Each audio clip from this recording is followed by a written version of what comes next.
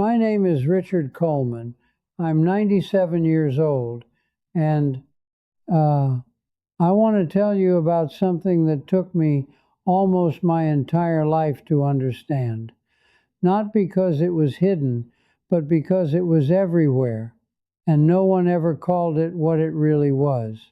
You know, when you get to be my age, people expect you to sit back and smile, to nod along, to say things like, oh, it all worked out fine, but I'm not going to do that today. I can't.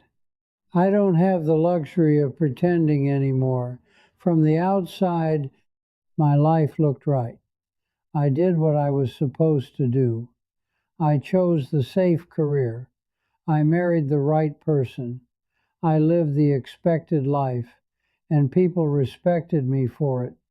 But here's the truth. I wasn't living my life.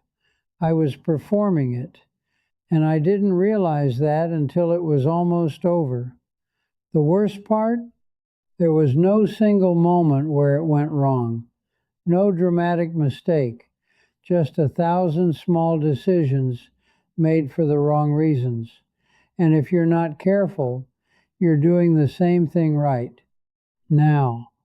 But before I tell you what this trap is, you need to understand how it begins. I'm not here to impress you with words I've rehearsed. At 97, that doesn't matter anymore.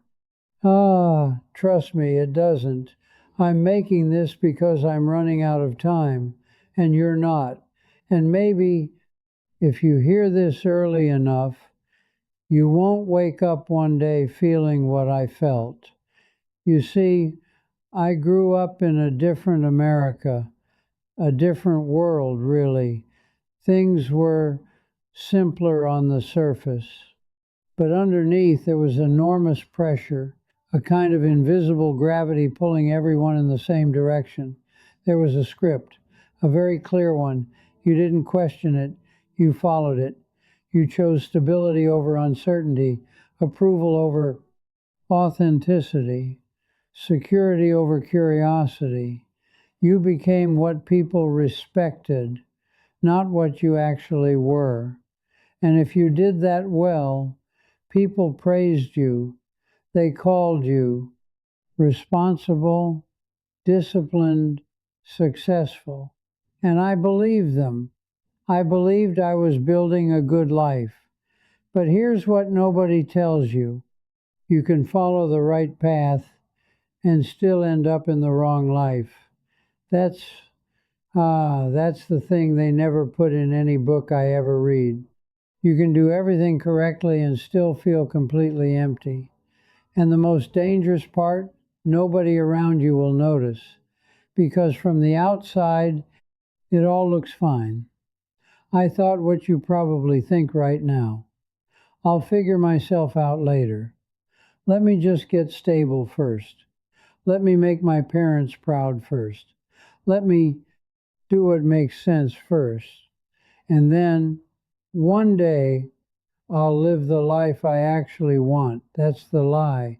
And it's a convincing one because it sounds responsible, it sounds mature, it sounds like something a good person would say. And society rewards it. Your parents approve.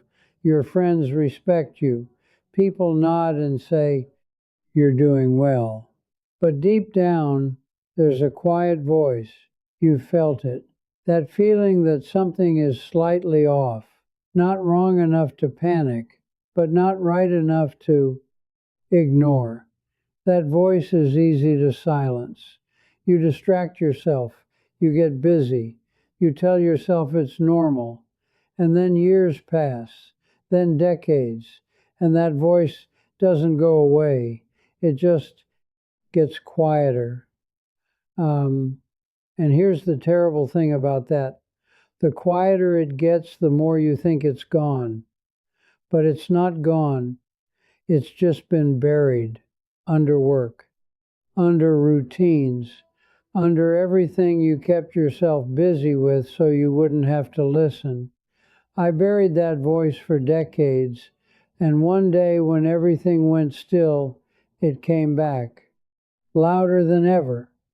I was 61 years old when it finally caught up with me, not through a tragedy, not through a loss, but through something much more unsettling: silence. I remember sitting in my living room one evening. Everything was in place: the house, the career, the life I had spent decades building. And for the first time, there was nothing to distract me. No noise, no urgency, no next goal, just stillness. And in that stillness, a question surfaced, one I had avoided my entire life. Is this actually my life?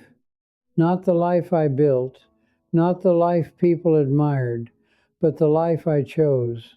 And I couldn't answer it, because the truth was I hadn't chosen much at all. I had reacted, followed, adjusted, performed, but I hadn't truly chosen. And that realization was heavier than any failure I had ever experienced. I sat there for a long time, just Ah, just sitting. At 61, I thought I was past the age of having a crisis. I thought those belonged to younger men. But there I was, a man who had done everything right, with nothing to show for it on the inside. That silence told me more truth than any success ever had. After that moment, I started seeing it everywhere. A colleague of mine worked 40 years in a job he never liked. When he retired, he said something I'll never forget. I don't know what I would have done differently, but I know this wasn't it. Um, I've thought about those words many times, because he didn't say it with anger, he said it quietly, like he'd just accepted it. And somehow that was worse. Another man I knew stayed in a marriage that looked perfect from the outside, but inside there was no connection, no real conversation, just routine.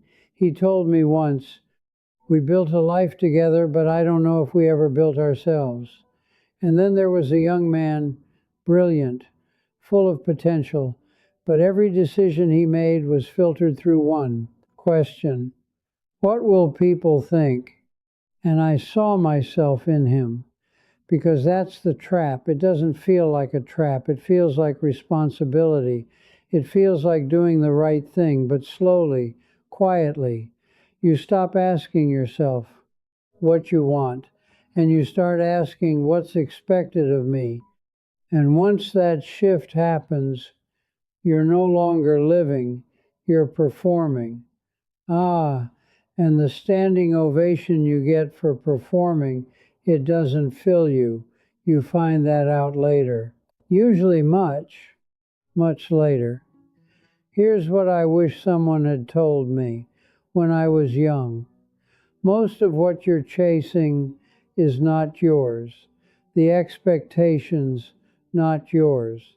The definitions of success, not yours. The timeline you feel pressured to follow, not yours. You've inherited them, absorbed them, accepted them without question, and then you spend your life trying to live up to them. But here's the truth. You don't control what others expect. You don't control how they judge you. You don't control whether they approve. The only thing you control is whether you obey. And I obeyed for decades without ever asking if I should. That's the hidden trap. Not failure, not laziness, not lack of discipline, obedience to a life that was never truly yours. You know, I used to think discipline was the highest virtue, and in some ways it is. But discipline in service of the wrong life, that's not strength. That's just a very organized kind of loss. So here's what I need you to do right now, not later, not when things are perfect. Now, ask yourself one question. If no one was watching, would I still choose this life? Your job, your path, your direction, would you still choose it, or would you choose something else? Be honest, because your answer is your truth. Now, here's what you do with it. Stop making decisions based on approval. Stop postponing your real life. Stop telling yourself later. Stop confusing comfort with fulfillment. Start questioning your path. Start making small decisions for yourself. Start listening to that quiet voice. Start choosing direction over approval, because here's what happens if you don't. You wake up one day and realize you lived a life that made sense to everyone else, but never felt like yours. And let me tell you something, later never came. Not for me, not for anyone I watch spend their years waiting for it. Later is a story we tell ourselves so we don't have to feel the discomfort of choosing now. But the only time you actually have, it's now. It's always been now. Here's something nobody talks about, not even the people closest to you. You don't find your life. You subtract your way into it. You remove what isn't yours, the expectations, the noise, the pressure, and what's left is closer to the truth. Most people try to add more goals, more structure, more plans, but clarity doesn't come from adding, it comes from removing. That's what I learned too late. Think of it like this. Imagine a block of stone. The sculpture was always inside it. You don't add to it. You chip away everything that isn't the sculpture. Your life works the same way. Stop adding obligations that aren't yours. Stop carrying expectations that were never meant for you. Chip away. What's left? That's you. I'm 97 years old, and if I could go back, I wouldn't try to be more successful. I'd try to be more honest. Honest about what I wanted. Honest about what I didn't. Honest about the life I was actually living. Because in the end, that's what matters. Not how your life looked, but how it felt. Ah, and if there's one thing I want you to carry from this conversation from one old man to you, it's this. The time you spend living someone else's version of your life is time you can never get back. Every year I spent performing was a year I wasn't actually here. Don't make that trade. If this resonates with you, share it.